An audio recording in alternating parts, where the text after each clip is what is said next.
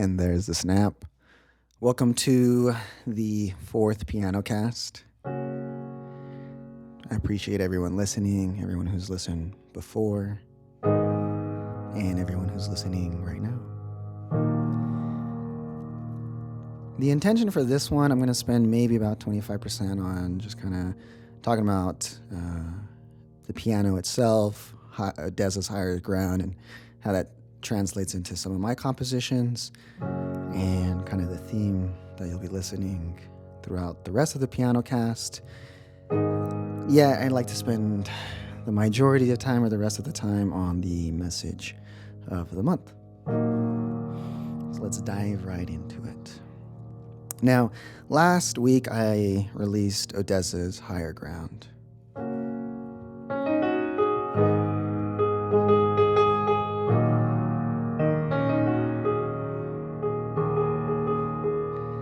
And if you look at the structure of this song, it actually all starts on black keys.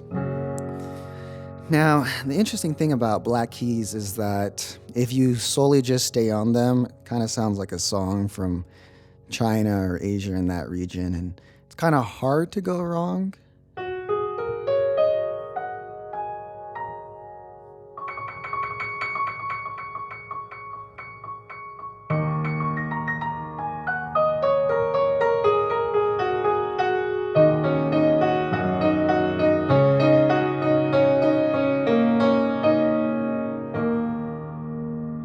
Play around on that. Less variations once you get down to the white keys. You have to be thoughtful of chord progression. Now, Odezsa's song, though, goes all black keys and then it introduces one white key. And then it goes back to all black keys. Yet this same progression is the one in Beyonce's Halo.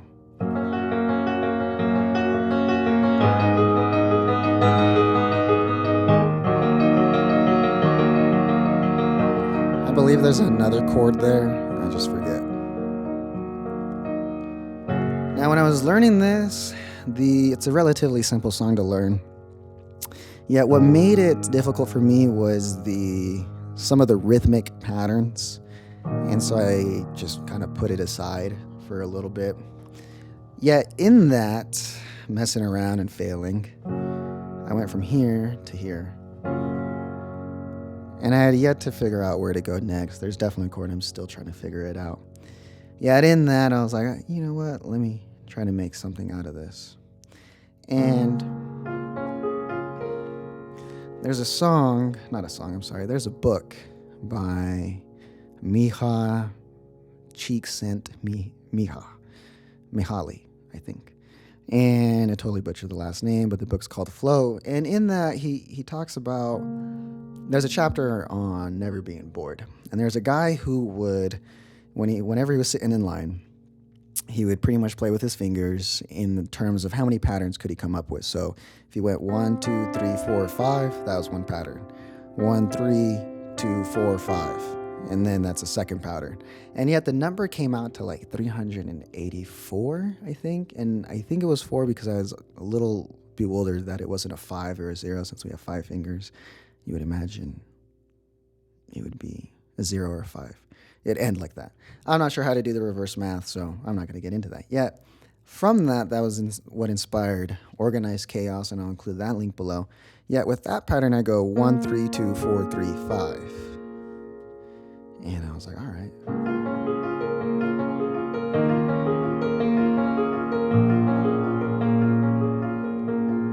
And that's pretty much what inspired that song. It was a book talking about finger patterns and the variations of finger patterns you can get into. So then I followed it up with my left hand.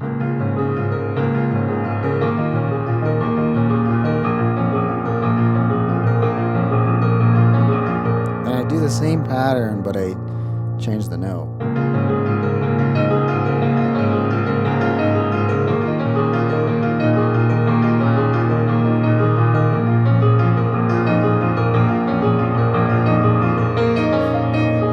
And then I get into octaves. Now, I totally forgot how I got into the second part or why. But I think why was because I just didn't want that song to end right there.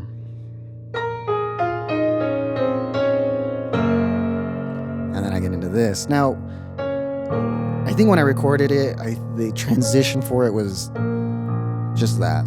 I couldn't come up with anything more creative at the time. And now,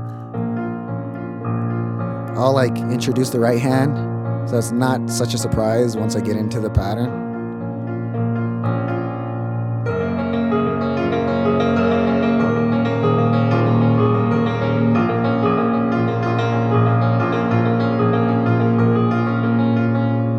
And then from here, I get into my second composition, or my next composition. And I'll include that one below too. Nowhere, Somewhere, Somewhere, Nowhere. I really should have the titles of my songs known, but I'm blanking.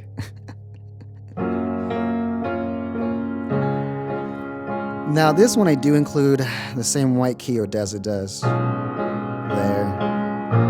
And then I go back to my white key up here. So there's that. That's kind of what I'll be playing in. Before I get into the message, fun little story. I was working a show at a Beverly Hills mansion. And there was a piano at the entrance once I finished setting up everything. And I was like, I'm gonna go play. And there was this lady, her name was Joy, and she was sitting over there. The piano's set up, the piano's pretty much set up the same direction. And I asked her, yo, can I hop on? Because she was on the phone, and I didn't want to be rude. And she's like, yeah, just hop on. And then I start playing this song. And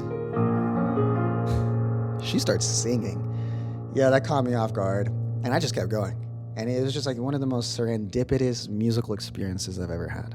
And I'll look for the Twitter link, and I'll make sure I include it in the description as well, because she recorded it on her Twitter. Hopefully it's still up. But I had to play softer so that the phone recording could just hear her singing.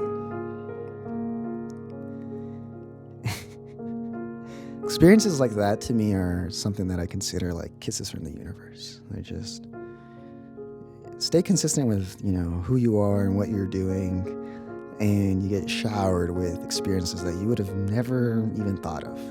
And those are the best, because life is a mixture of manifesting what we think, but if it was only that, there would be a lot of serendipitous experiences that we would have never have. And I'm grateful that life isn't solely just the manifestation of our thoughts, yet a mix of surprise from life. Now, the caliber of that surprise is, I believe, directly correlated to the caliber of your diligence. So kind of going off of that, let's get into the message, which was inspired by today's talk with Ishmael earlier, having some coffee.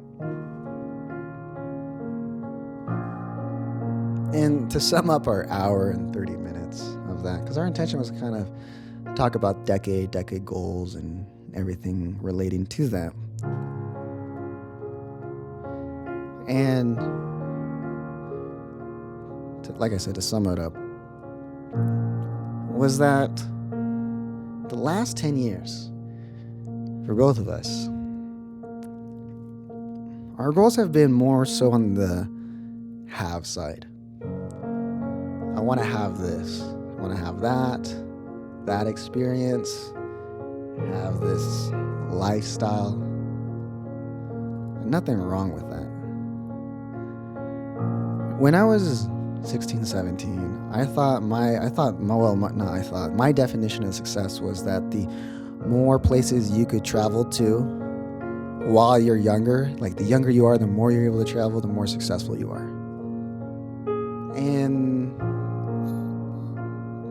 I did a little bit of that. Like I did 8 countries in the past 5 years.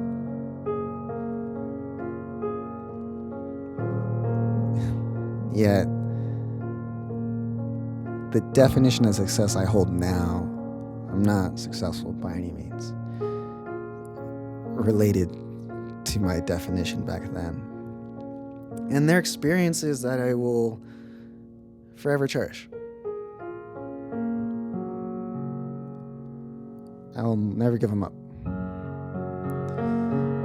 Yet, the next 10 years are not have goals. I'm going to have one or two. Yet, the biggest difference is be. They are who I would like to become. I've done the festivals, I've done the concerts, done the traveling. I've experienced enough of it to have a taste of it for me to be satisfied.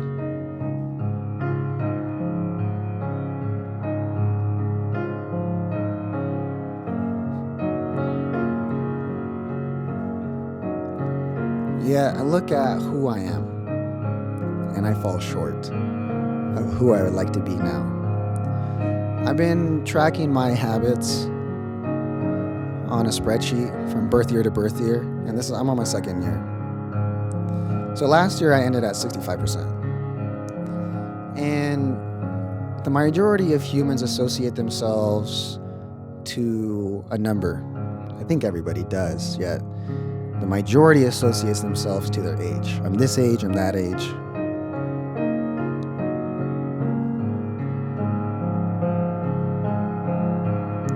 Yet for me, I'm now switching that to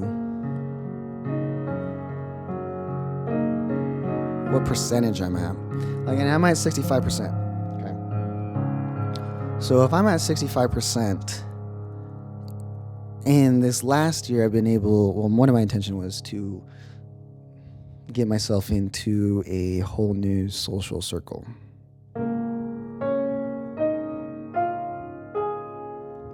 And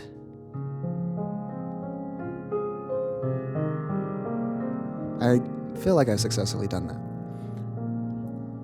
But if the law of attraction is in place, and I'm at 65% attracting these people, and they're beautiful people. Y'all are amazing. Beautiful inside and outside. Wholesome people.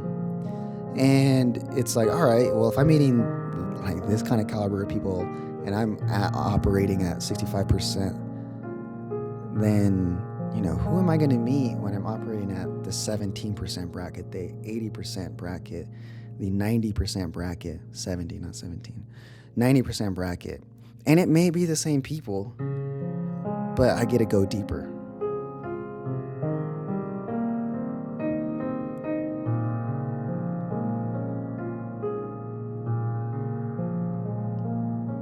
Like, who I am now is just a footstep into the door, and that's it.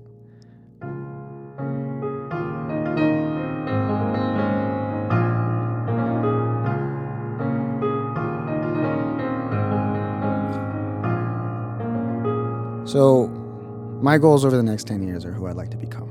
For example, one of those is to learn more languages. Because you get a richer experience out of life. Languages has been such a fascination to me. Etymology in itself, the study of where words come from. And,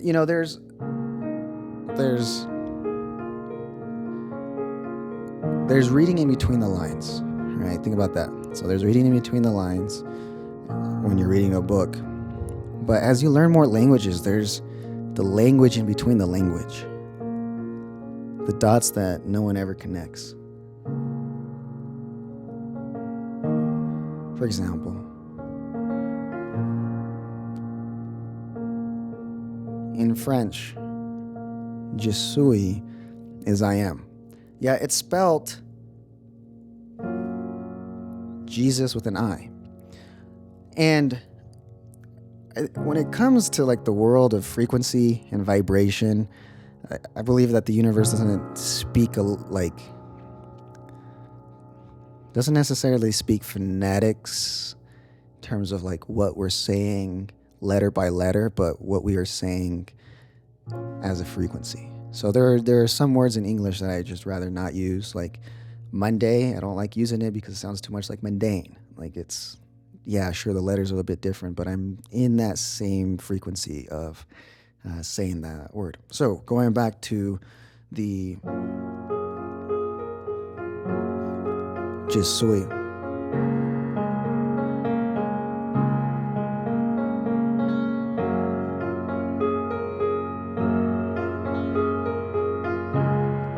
I am. So every time you're saying Christ, Jesus Christ, you are saying I am Christ.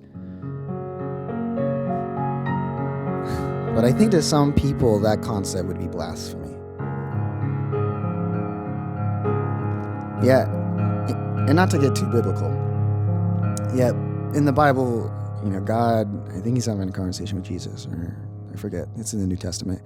And he talks about, it's, you take nothing away from me by being perfect. So you by being Christ-like. And then we look at the word Christ coming from Greek to crystallize.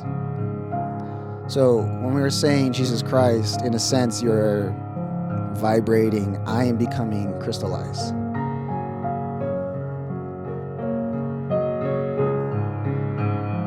That's what I mean by language in between the language. Now, am I correct? Let me put it this way. That concept has done more for me to want to become Christ-like than anything that I've learned religiously around Jesus.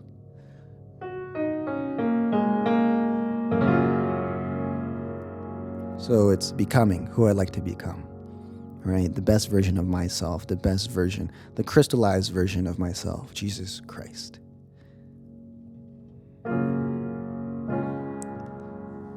And that's the message. What are your be goals? It's fine to have the have goals, but what are your be goals? Who would you like to become?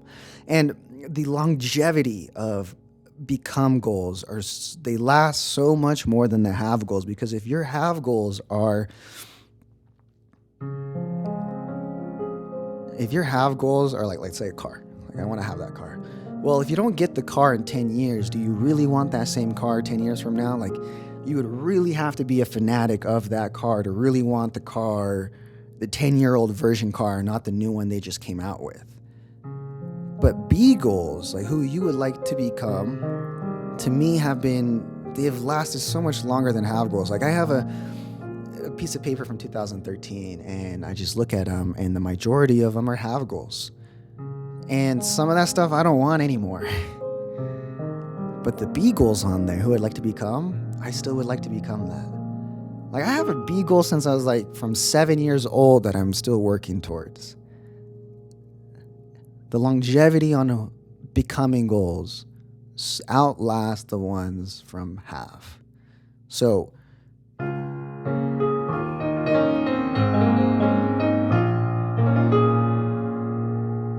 encourage you to have more become goals over this next 10 years. Thank you for listening.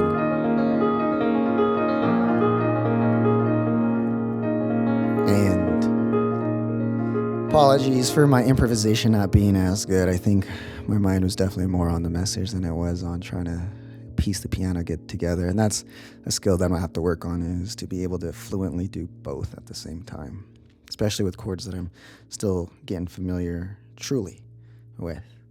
Until next time, thank you for watching. Share, subscribe, comment, the whole 9 yards.